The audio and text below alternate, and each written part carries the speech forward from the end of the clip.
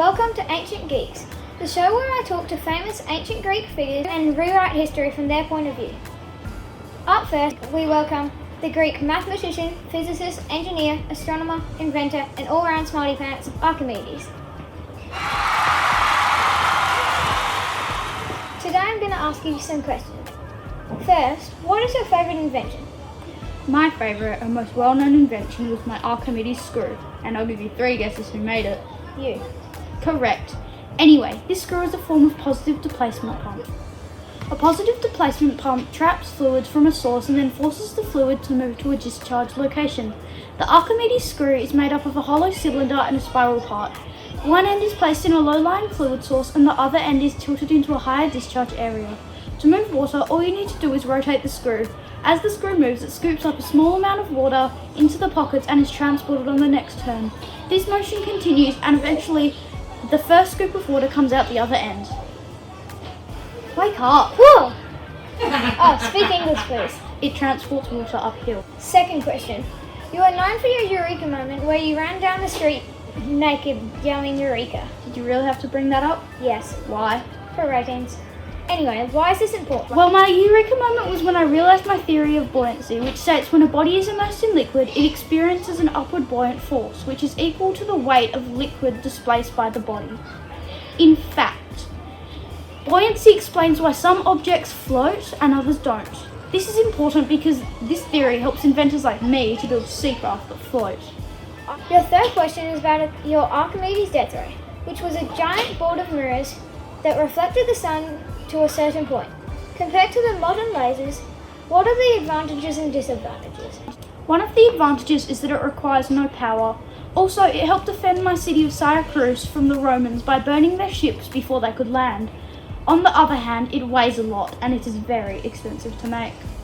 But didn't they prove it doesn't work on TV like 3 times? That's because they didn't use bronze mirrors and they didn't make it big enough. Okay, keep your beard on. And finally, how do you think it impacted the lives of ancient Greeks and people today?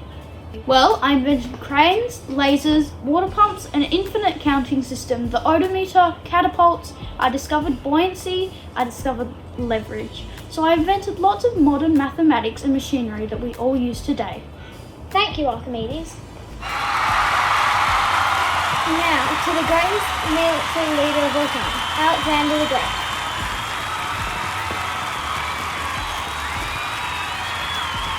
Firstly, what countries have you invaded lately and how do you feel about it? I've invaded not many so far, only Persia, Greece, Egypt, the Middle East, and parts of Asia. And in less than 13 years, I wanted to conquer the world, but my army got tired of taking countries and they packed up and went home. Okay, now time to play How Much Do You Know Yourself? First question, how many cities did you name after yourself? 70 and one after my fall. Second question, for how many years did you never lose a battle? 15. Final question, how old were you when you became king? Only 20, but my father Philip II entrusted Macedonia to me when I was 16. Now, Alexander, I must ask, what was your overall goal? It was to lead the Allied Greeks in a war of liberation, to free forever the Persian control of the Greek cities along the Anatolian and the Isle of Cyprus. In doing so, also take revenge for the Persians' invasion of Greece. And your final question today is, how do you think you impacted society for the better? I changed the course of history. I was one of the world's greatest military generals. I created a vast empire that stretched from Macedonia to Egypt and from Greece to part of India.